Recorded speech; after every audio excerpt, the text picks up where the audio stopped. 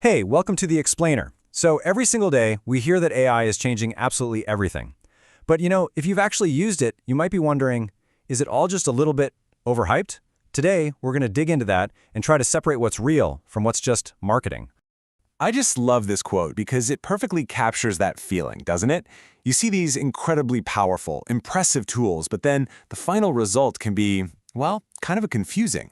There's a whole lot of smoke and fire, but you're left wondering if dinner is actually going to show up. And that really is the big question here, isn't it? The answer isn't a simple yes, it's overhyped, or no, it's not. The truth is, it's both. So let's try and separate those inflated claims from the plain, solid value that's actually there. So first, let's just get this out of the way. The hype is absolutely real, and it's not just some vague feeling of excitement. The sense that AI is overhyped really comes from a very specific and predictable gap, the one between what we're promised and what we actually experience day to day. Yeah, and this slide breaks down exactly what that feeling is made of. It's the slick marketing demo versus the kind of clunky tool you actually get to use. It's the AI that can write a beautiful poem one minute, but then confidently make up a fake historical fact the next. It's seeing these models improve at a dizzying speed while real businesses are struggling to figure out how to even use them. And of course, there's that constant drumbeat of AI will replace all humans when the real wins are often much, much smaller. And this right here just nails the core problem. AI is genuinely powerful, but it's often sold like it's this finished, perfect product, when really, it's a massive work in progress. It looks amazing from the street, but you might not want to move in just yet. Okay, so why does AI seem to get so hyped up? I mean, what's really going on behind the scenes? To understand that, we kind of have to look at the mechanics of the hype machine itself. Well, there are a few big reasons. First, those demos you see online, they're basically cherry-picked best-case scenarios. We also hear constantly about the huge success stories, right? While all the messy failures just get quietly buried. And here's a huge one. Modern AI sounds so confident, so fluent, that our brains are basically hardwired to think it must be telling the truth. And of course, with billions of dollars at stake, pretty much everyone has a reason to shout, "This changes everything."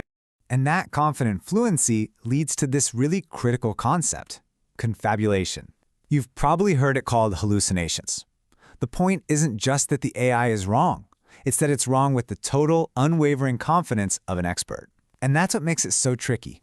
The National Institute of Standards and Technology, that's NIST, actually calls this out as a major risk, because that human-like certainty can be so misleading.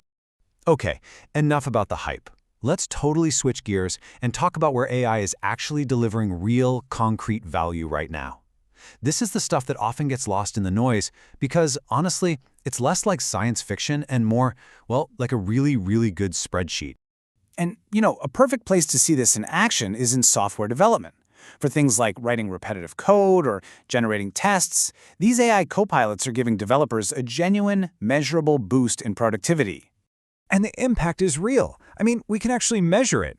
One key study in this area found this number: A 55% speed up. Now that was for developers completing one specific task. So it's not magic, but that is a massive, meaningful improvement in productivity. But here's the really important part. The developer still has to check the AI's work, because helpful is not the same thing as correct. And it's not just for coding, right? Think of AI as an amazing first-pass tool for all sorts of things. It's fantastic at taking your messy, jumbled notes and turning them into a clean first draft.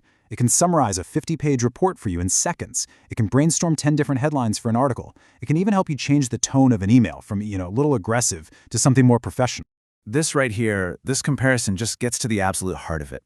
The hype is all about these sci-fi, fully autonomous agents that can do anything. But the reality, at least for now, is much more like having a super enthusiastic junior assistant. They work 24/7, they're great at drafting things, but you absolutely have to supervise them because they will, occasionally and very confidently, lie right to your face. And in a real-world setting like customer support, the smart way to use AI isn't to just let it invent answers on the fly. No, the successful model is a really clear, constrained process. First, classify what the customer's problem is. Then, retrieve an approved answer from a knowledge base you trust. And finally, suggest that answer to a human agent. That is a safe, reliable, and genuinely useful workflow. Okay, so now that we know all this, how can you tell a good AI use case from a bad one? Let's build a practical framework you can use to spot the difference. This is where we move from just talking about it to actually doing something with it. So, what does a good AI project look like? Well, it's specific. You know exactly what success looks like, the stakes are pretty manageable, and you have a plan for what to do when it messes up, because it will. Now, on the other side of the coin, a bad project is usually vague. It's about automating really high-stakes decisions with no human accountability.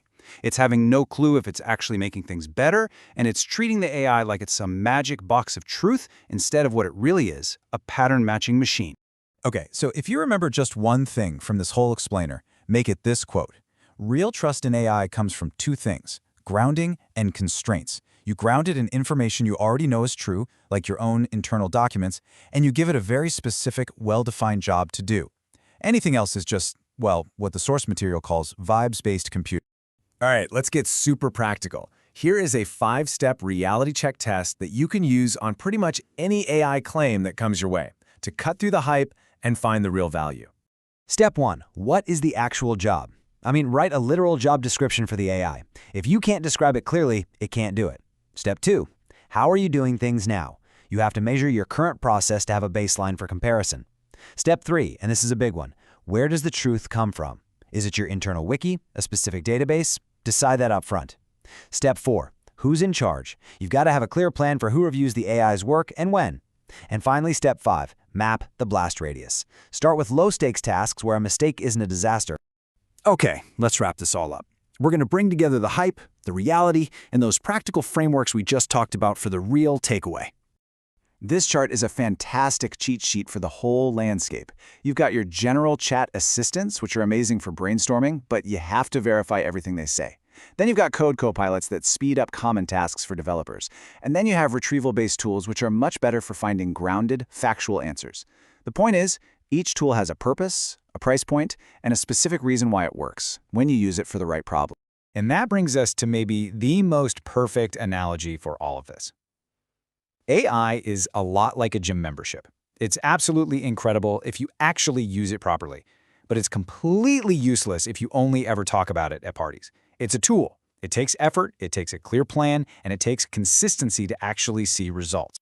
So that really is the final question, isn't it? The potential of AI is definitely real, but the value only shows up from doing the work, from practical application, not from just admiring it from a distance. So are you ready to actually use the tool or just talk about it? Thanks for watching.